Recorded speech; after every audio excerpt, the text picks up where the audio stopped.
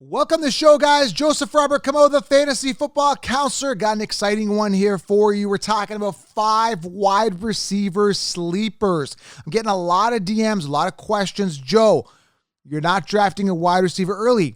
Can you give me some sleepers? Joe, are there any good wide receiver sleepers I can draft that could be the wide receiver one on their roster that could really tear it up this season? Joe this, Joe that, give me a sleeper, talk wide receivers. All right, so I'm going to talk a little bit of wide receivers for you guys. You guys asked, and what do? I deliver. That's what I do. So that's what people have been asking about. So we're going to dive into 5 wide receiver sleepers here for you. Am I going to be drafting these guys early? No. Am I putting faith in these guys that they're going to be the wide receiver one on my fantasy team, my precious fantasy team? Absolutely not. But what you're going to do if you follow the 16-round draft solution is you're going to be able to stack enough wide receivers so that you fill your voids properly and optimize your wide receiver position. So if you have 2 wide receivers, 3 wide receivers that you're starting, I'm going to make sure that they're optimal, basically stacking enough depth, enough good names, enough good talent, volume-wise, that you're going to be set at the wide receiver position without having to invest that early draft early draft capital on a wide receiver that I think is going to potentially bust. Guys like Devontae Adams on a new team. And again, I did a video on this. Go back, check it out. Go back a couple episodes. If you haven't subscribed, click subscribe. Go back a couple episodes. Wide receivers to avoid, some big names. And I explained why I'm avoiding guys like Devontae Adams this year, why I'm avoiding guys like Cooper Kupp this year. I explain it. So there's a ton of value. I want to emphasize, I'm doing 5 wide receiver sleepers. We're just having fun here. And these names I think are totally viable, but I really want you guys to focus on waiting on wide receiver and getting that value later, okay? And focus on aiming high on the depth chart at wide receiver. And that's what we're going to talk about here. And there's a ton of wide receiver depth this year. So I'm going to dive into this. Before we do, guys, if you are new to the channel, subscribe, thumbs up, leave a comment below. Let me know which wide receiver later round guy you like as a steal this year. I got my 5 here, and there's way more. Like I said, I'm just giving you a taste of this right now. And get that 16-round draft solution. If you use the code TUBE20, guys, TUBE20, what you're going to do is you're going to get 20% discount on the 16-round draft solution. What is it? Optimal video training to give you all the optimal players to draft in each round, notes, cheat sheet, everything is there for you guys to crush your draft. You'll be light years ahead of the competition. They will not, I promise you guys, they will not know what hit them this year. Get the 16-round draft solution. It is the game changer. It's not a draft kit. It's a solution. All right, guys, get it below or head on over to thefantasyfootballcounselor.com. You can't miss it. It's on the homepage. Watch the video, get the solution. All right, there's a whole video that explains what it is. All right, let's dive into this, guys. The first wide receiver sleeper that I like, great value, is Michael Pittman Jr. Why do I like Michael Pittman Jr.? Well, the thing I like about Michael Pittman Jr., first and foremost, is he's got the youth. He's going into his 3rd season. He's got the youth. He was a 2nd-round pick at a 2020 draft, 34th overall. Indianapolis Colts do not have a ace wide receiver at the time of this recording. Now, things may change after the NFL draft. A lot of my rankings, 16-round drafts, so everything I do, everything I draft is based on the results after the NFL draft because that's where the rookies come in, the depth charts lay out, and I'm able to determine who I'm going to draft, who I'm not. I love Jamar Chase. Loved his landing spot last year with Burrow, right? Drafted him. Got him for value as a wide receiver sleeper last year, right? Najee Harris. He was in my top 5 amongst running backs. He was outside the top 10 on the consensus rankings. Why? Because I love the opportunity, love the volume, love the fact that he was out for 90-plus snap counts. I saw that after the NFL draft.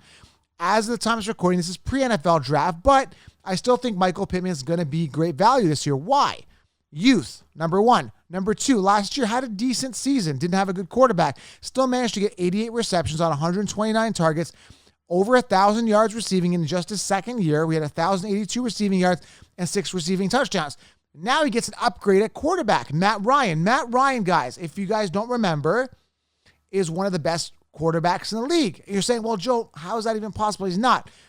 In fantasy, he was one of the top quarterbacks a couple years ago. He was at passing. Okay, he throws a lot. There's a lot of volume coming out of Matt Ryan. He's a pocket passer. The problem with Matt Ryan is, well, Joe, how is he one of the best quarterbacks in the league? The guy is good. He had one bad year. He was under pressure. He was one of the top quarterbacks that got hit. And he's a guy that needs time in the pocket to throw the ball. He's not a very agile quarterback that's going to run and scramble, right? He needs time. He's going to get that time with the Colts. He's going to have that O-line protecting him, right? So Matt Ryan's going to have more time to do what he does best, and that's throw the ball. And again, if you look at Matt Ryan, go back a couple, his years in his history, he throws more in regards to passing attempts, passing yards more than anybody. We're saying, Joe, I don't think he's got good receivers. Michael Pittman might see a top corner. I don't know if he's ready to handle a top corner. We're going to have to see how the NFL draft lays out. But understand, guys, the defenses have to key in on Jonathan Taylor as well, running the ball. He's a big threat, and they've got Michael Pittman on the outside. They're going to have other targets as well, and then we're going to see what the NFL draft does. But I'm imagining they're going to have some other weapons they're going to add to the air assault there with the Colts. But I see Michael Pittman being the one as of right now. The volume's going to go his way. The targets are going to go his way. The receptions are going to go his way. The touchdowns are going to go his way. And here's the thing. He's sitting 30th on the consensus on the sheep rankings right now, which means when you're in your draft, he's going to be immense value. You're going to get him after the 5th round, 5th, 6th round. He's going to be an absolute steal, maybe 7th round. He might even fall 8th, 9th round, depending on how many people are in your league, right? So Michael Pittman's an absolute sleeper this year. A lot of people are now talking about him. I was talking about him last year. I saw the opportunity last year as a sleeper. This year, he looks a little better with Matt Ryan there under center, okay? Number 2 here. Now, this is not a popular opinion, and this kind of shocked me putting this on the list. I kind of shocked myself with this pick, right? Why would I put this guy on here? Well, I want to find out what happens with Christian Kirk as a sleeper. The guy is currently sitting 43rd on the consensus rankings. And understand, guys, the Jacksonville Jaguars invested heavily in him. When I say heavily, I'm talking heavily. I don't even know what this guy getting paid a year. I don't have his contract up anymore. Let me pull this up here. $84 million from Jacksonville Jaguars. That's what a deal up to $84 million. It's a 4-year deal. So you're looking at a guy who's had years to wow us. We're not wowed. He's 5'11", 200 pounds. He's a second-round pick in 2018, going into his 5th season. Christian Kirk last year didn't do too well.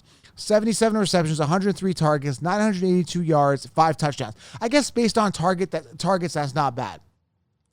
They've got a young team, the Jacksonville Jaguars do. All right? So they invested a lot in Christian Kirk. What does that mean? It means that there's an opportunity, if they invested that much, that he's going to be on the field a lot. There's an opportunity that he's going to get a lot of volume. And now we've got the young Trevor Lawrence, who last year, guys, didn't really do much. And at the end of the day, Trevor Lawrence was, the first overall pick, right? Was he the first overall pick? I think he was. First pick, round 1 in 2021 draft. He was highly sought out. 6'6", 220, young quarterback. Didn't really get it going in his first year. What did he do? He had 602 passing attempts, so he throws the ball a lot. 12 touchdowns, 17 interceptions. Didn't look good. I can only imagine that this year they're going to improve the O-line. They're going to make some improvements. They're going to do everything they can to help Trevor Lawrence. And obviously Etienne was there last year, and he didn't really get going. He got hurt. So he's going to be a good outlet in the backfield for Trevor Lawrence as well. So I'm looking here, guys. I'm looking at Christian Kirk as a guy who is literally going to be a free grab in fantasy drafts. And I'm not saying he's going to be your wide receiver 1.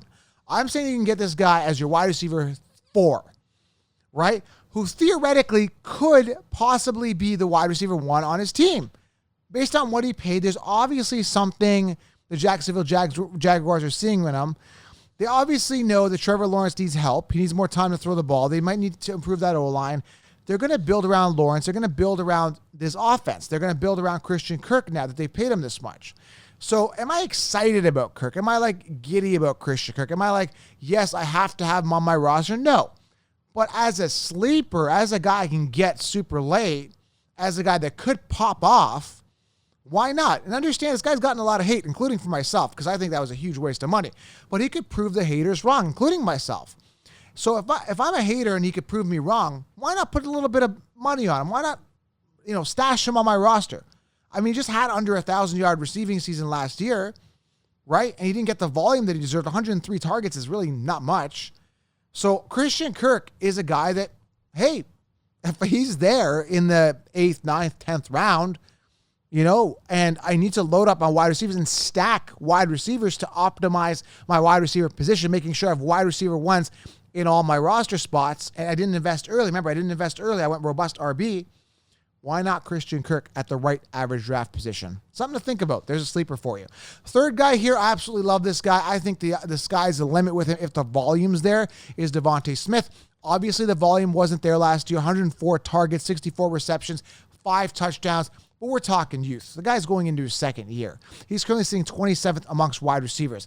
And every person I'm talking to here, Pittman sitting 30th in the rankings, Christian Kirk sitting 43rd in the rankings, Devontae Smith sitting 27th in the rankings. Guys, these are, at the time of this recording, wide receiver ones on their team with relatively good quarterbacks throwing to them, right? These guys have, Jalen Hurts. That rapport is going to happen here with Devontae Smith, Christian Kirk, with Trevor Lawrence, right? He is a top prospect. He's a good quarterback that just hasn't proven it in the NFL. Michael Pittman, a proven quarterback, throwing him with Matt Ryan. So going back to Devontae Smith, first-round pick, 2021, great talent, great youth, great ability. And when we look at wide receivers, aside from the anomalies like Jamar Chase last year, phenomenal, wide receivers typically take a couple years to get into the groove, So you're looking at a guy like Devontae Smith, young, talented, and the value you're going to get him in drafts this year as a wide receiver one on your team, knowing that rapport is only going to get better with him and Hurts, it's a no-brainer to me. I'm all over this pick this year. Devontae Smith is an absolute sleeper. Love the talent, love the youth, and I'm expecting a lot more volume going his way this year as well. Devontae Smith, love him. Fantasy football wide receiver sleeper, must target.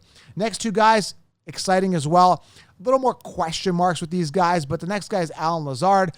Allen Lazard, years to wow us. We're not wowed. Obviously, we know Davante Adams is gone, but there is a guy here that's got that rapport with Aaron Rodgers. Aaron Rodgers being paid big dollars this year. Obviously, got to do something. Allen Lazard's got that rapport. Mind you, his targets weren't there last year because Davante Adams hoarded away 169 targets, but those targets are now freed up.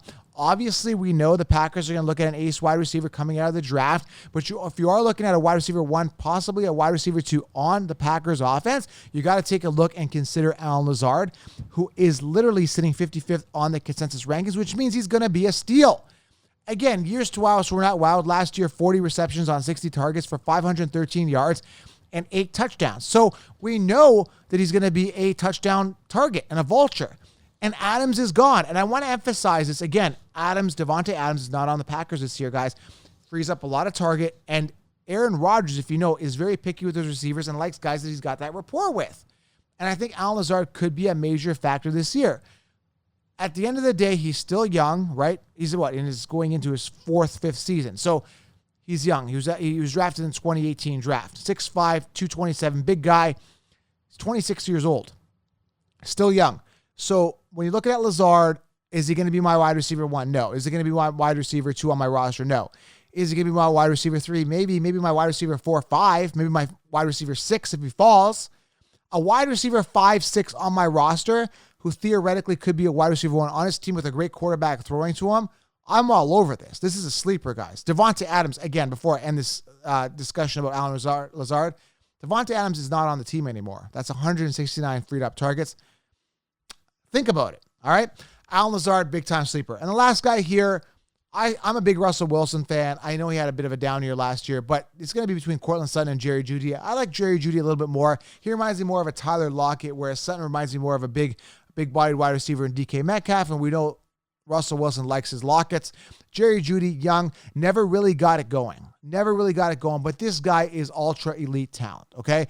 So elite, so much so that the scouts scouted him and they drafted him with the 15th overall pick in the 2020 draft in the first round. So you're looking at Denver, you're looking at Jerry Jeudy, never really had a good quarterback throwing to him, never really got into his groove, played 10 games last year, obviously didn't play the full season, didn't get any touchdowns, has 3 touchdowns in 2 years, nothing to get excited about, but I think you're still sleeping on him. I think he's that diamond in the rough. I think he's really special. I think he's a great route runner. I think his hands are really good. I think the talent is there. He's got a ton of upside, and he's going to be immense value in drafts, okay? He's going to be sitting past 35th on the consensus ranking. He is well high in the rankings, or if you want to say low on the rankings. You can get this guy for immense value in drafts. Very early at the time of this recording to see where he falls, but I see him falling after the 5th round. You got to understand, guys, Russell Wilson's a veteran quarterback who is reigniting his career in a new home. I'm excited about this. I cannot express to you the ceiling and the upside of Jerry Jeudy and the upside that could potentially happen, the boom potential that could happen towards Jerry Jeudy. And if you don't believe me, go take a look at Tyler Lockett and the amount of volume he got with the Seattle Seahawks, in his prime time, in the years that he did really well with Russell Wilson.